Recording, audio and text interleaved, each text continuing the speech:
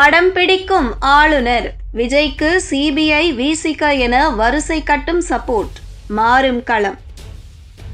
ஆளுநரை சந்தித்த விஜய் ஆட்சி அமைக்க உரிமை கோரியிருந்தார். ஆனால் இதுவரை ஆளுநர் விஜய்க்கு அழைப்பு விடுக்காத நிலையில் திமுக கூட்டணியில் உள்ள கட்சிகளும் விஜய்க்கு ஆதரவாக களத்தில் இறங்கியுள்ளன.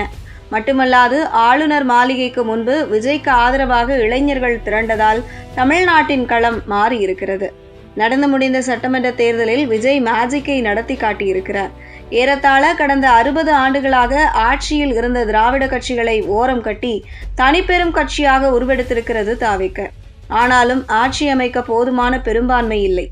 இருப்பினும் பெரும்பான்மை இல்லாமல் இதற்கு முன்னர் பல மாநிலங்களில் ஆட்சி அமைக்கப்பட்டிருக்கிறது.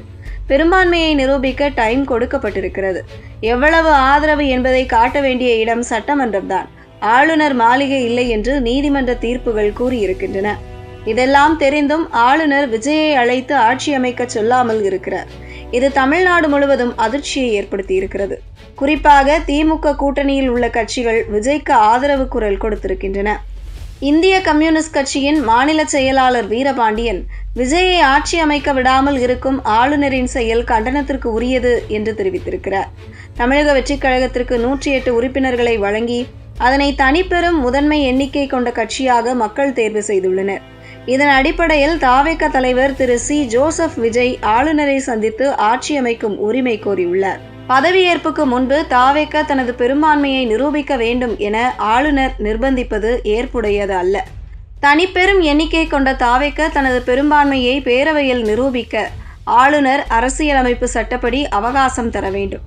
இது தொடர்பாக உச்சநீதிமன்றத்தில் நடந்த SR பொம்மை வழக்கு உட்பட பல வழக்குகளில் வழங்கப்பட்ட தீர்ப்புகளில் உச்சநீதிமன்றமும் உறுதி செய்துள்ளது. இவைகளை கருத்தில் கொண்டு தமிழ்நாடு ஆளுநர் தாவேக தனது பெரும்பான்மையை பேரவையில் நிரூபிக்க வாய்ப்பளித்து அரசியலமைப்பு சட்டம் மற்றும் உச்சநீதிமன்ற தீர்ப்புகளின் உணர்வை மதித்து நடக்க வேண்டும் என்று விஜய்க்கு சப்போர்ட் செய்திருக்கிறார். சிபிஐ தவிர திமுக கூட்டணியில் உள்ள திருமாவளவனும் விஜய்க்கு ஆதரவாக பேசியிருக்கிறார். விஜய் பெரும்பான்மையை நிரூபிக்க வேண்டும் என்பது உண்மைதான். ஆனால் பெரிய கட்சி என்பதன் அடிப்படையில் விஜய் ஆட்சி அமைக்க உரிமை கோருகிறார். எனவே ஆளுநர் அனுமதிக்க வேண்டும். ஆளுநரிடம் மெஜாரிட்டியை நிரூபிக்க வேண்டிய அவசியம் கிடையாது. ஆளுநர் அப்படி கேட்கவும் முடியாது. எனவே விஜய்க்கு அழைப்பு விடுக்க வேண்டும்.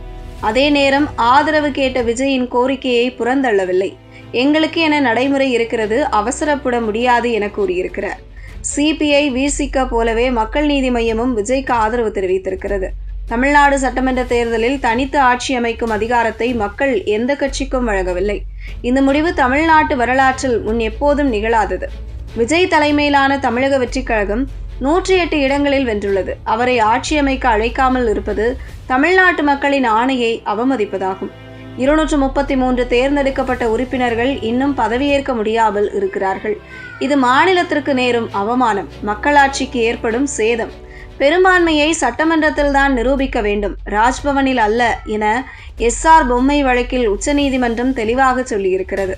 நான் பேசிக் கொண்டிருப்பது அரசியல் அல்ல, ஒரு இந்திய குடிமகனின் கொள்கை குரல் இது.